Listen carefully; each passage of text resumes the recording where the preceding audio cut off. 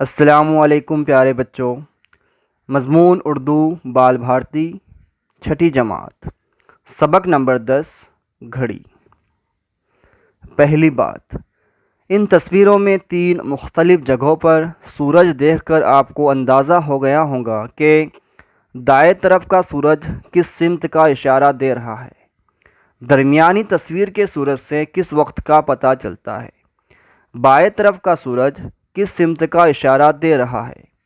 یہ تصویریں بتاتی ہیں کہ پرانے وقتوں میں دن کے وقت کا تعین کیسے کیا جاتا تھا۔ اسی طرح رات کا وقت معلوم کرنے کے لیے ستاروں کی چال کا سہارا لیا جاتا۔ وقت کو ناپنے کے لیے ہم گھڑی کا استعمال کرتے ہیں۔ ایک زمانے میں گھڑیاں جیب میں رکھی جاتی۔ اب موبائل فون میں گھڑی آ جانے کی وجہ سے لوگ ہاتھ گھڑیوں کا استعمال بھی کم کرنے لگے ہیں، بس موبائل فون میں وقت دیکھ لیتے ہیں۔ اگر کچھ لوگ ایسی جگہ پہنچ جائیں جہاں کسی کے پاس وقت دیکھنے کا آلہ یعنی گھڑی نہ ہو تو وہاں وقت کیسے معلوم کیا جائے گا؟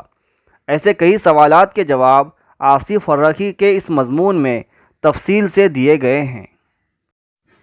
مصنف سے جان پہچان۔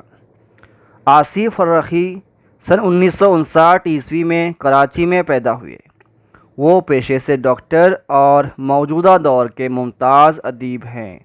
انہوں نے بہت سے مضامین اور کہانیاں لکھی ہیں۔ چیزیں اور لوگ، شہر بیتی اور اسم اعظم ان کی مشہور کتابیں ہیں۔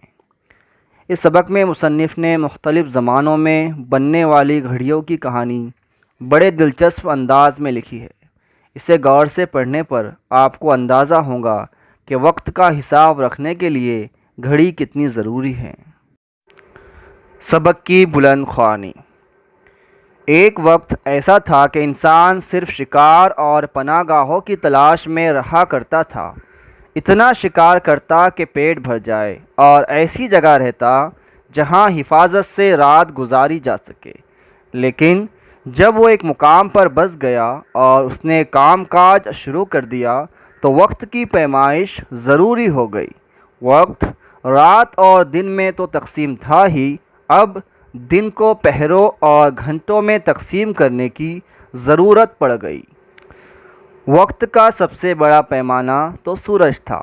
دن ڈھلنے اور وقت گزرنے کا حساب اس بات سے رکھا جاتا تھا کہ سورج کہاں پر ہے۔ وقت کو ناپنے کے لیے پہلی گھڑی بھی سورج کے لحاظ سے بنائی گئی۔ یہ دھوپ گھڑی گھنٹوں کا حساب رکھتی تھی اور سائے کے لحاظ سے وقت بتاتی تھی۔ گھنٹے بڑھتے سائے کے حساب سے وقت بتانے والی دھوپ گھڑی کے ساتھ مشکل یہ تھی کہ رات کے وقت یہ بیکار ہو جاتی تھی۔ جن دنوں بادلوں کی وجہ سے سورج نہ دکھائی دیتا تو دھوپ گھڑی بھی رک جاتی۔ اس لیے لوگوں نے وقت کی پیمائش کے دوسرے طریقے ڈھونڈنا شروع کر دیے۔ قدیم یونان اور روم میں آبی گھڑی بہت مقبول تھی۔ یہ گھڑی کیا تھی؟ ایک برتن تھا۔ پانی کی ناند بھر کر اس میں ایک ایسا کٹورا رکھ دیتے جس کی پیندی میں ایک بہت چھوٹا سوراخ ہوتا تھا۔ پانی اس سوراخ سے آہستہ آہستہ کٹورے میں چڑھتا رہتا۔ جب کٹورا بھر کر ڈوب جاتا تو لوگ سمجھ لیتے کہ 1 گھنٹہ پورا ہو گیا ہے۔ اس کے بعد شمع گھڑی کا رواج ہوا۔ یہ موم بتی تھی جس پر مخصوص فاصلے پر نشانات لگے ہوتے تھے۔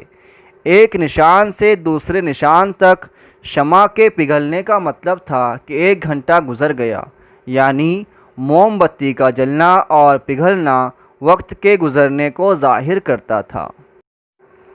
اس سے زیادہ سستا اور قابل اعتماد ذریعہ ریت گھڑی تھی۔ یہ گھڑی شیشے کی ایک نلکی تھی جو درمیان سے اتنی پتلی ہوتی کہ 2 حصوں میں بٹی ہوئی نظر آتی۔ اوپر کے حصے میں ریت بھری ہوتی تھی جو نیچے گرتی رہتی۔ اوپری حصے کے بالکل خالی ہو کر نچلے حصے کے بھر جانے میں پورا گھنٹہ لگتا تھا۔ جب گھنٹہ پورا ہو جاتا، اوپر کی تمام ریت نیچے پہنچ جاتی تو ریت گھڑی کو الٹا کر لیا جاتا اور ریت کا گرنا دوبارہ شروع ہو جاتا۔ ریت گھڑی کا رواج اس وقت کم ہوا جب کل پرزوں کی بنی ہوئی گھڑیاں عام ہو گئی۔ ایسی گھڑیوں کے عام ہونے میں بہت وقت لگا اور ایک عرصے تک انہیں عجوبہ سمجھا جاتا رہا۔ خلیفہ ہارون رشید نے فرانس کے بادشاہ شارلمین کو تحفے میں بہت خوبصورت گھڑی بھیجی تو اس کا سارا دربار گھڑی کو دیکھ کر ششدر رہ گیا۔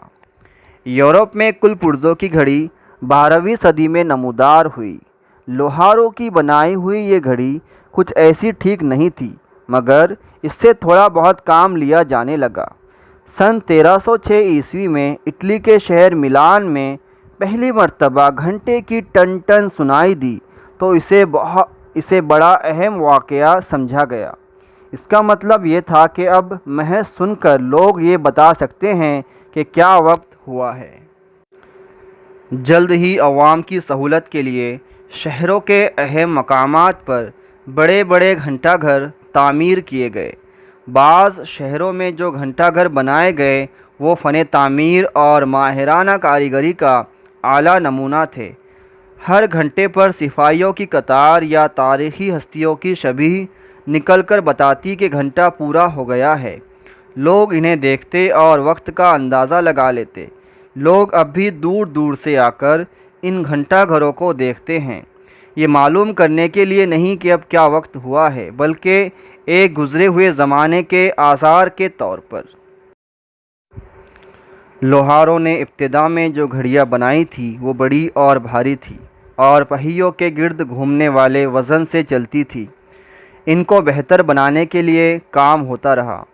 بھاری وزن کے لیے اسپرنگ استعمال ہوا تو گھڑی کا چھوٹا کرنا ممکن ہو گیا۔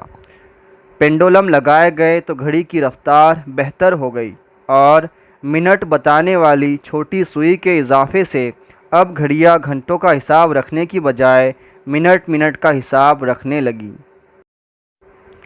گھنٹوں کی بجائے چھوٹی گھڑیاں بننے لگیں اور ان کا سنبھالنا آسان ہو گیا تو ان کا استعمال بھی بڑھ گیا۔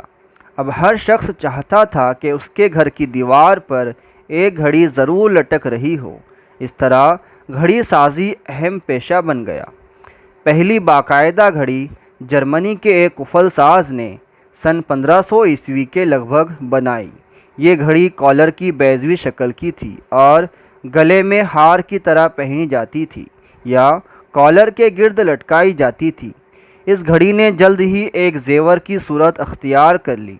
مشہور و معروف سونار اور دستکار ان گھڑیوں کو طرح طرح کے نمونوں میں بناتے اور سونے چاندی کے کام پر جواہر جڑتے۔ یہ گھڑی کیا تھی؟ فن پارہ تھی، اور ایسی گھڑی کا مالک ہونا بڑی بات تھی۔ جن لوگوں کی طبیعت میں دکھاوا ہوتا وہ ایک ہی وقت میں کئی گھڑیاں پہنتے۔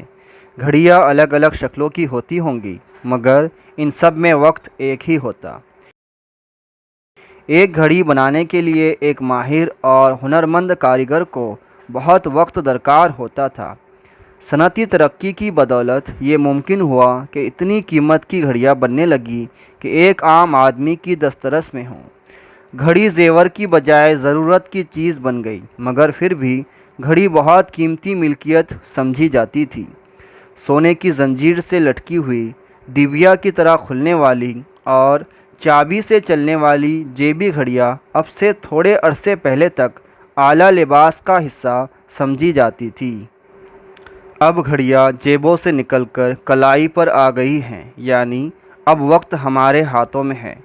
وقت کیا ہاتھ آیا، طرح طرح کی گھڑیاں سامنے آ گئی، بغیر چابی کے چلنے والی، اندھیرے میں چمکنے والی، پانی سے خراب نہ ہونے والی اور چوٹ سہار جانے والی گھڑیاں اب عام ہیں۔ آج کی گھڑیاں دیکھنے میں سبک بھی نظر آتی ہیں اور وقت کی پیمائش میں اتنی حساس ہے کہ سیکنڈ کے حصے کا بھی حساب رکھتی ہے۔ دھوپ گھڑی سے کلائی گھڑی تک آنے میں بہت وقت لگا ہے۔ معنی و اشارات: پیمائش، ناپ، مقبول، پسندیدہ، ناند، گنگال، پانی رکھنے کا بڑا برتن، اعتماد، بھروسہ، ششدر رہ جانا، حیران رہ جانا، شبیہ، صورت، شکل، پینڈولم، رقاص، دستکار، ہنرمند، فن پارہ ہنر کا عمدہ نمونہ، دسترس پہنچ۔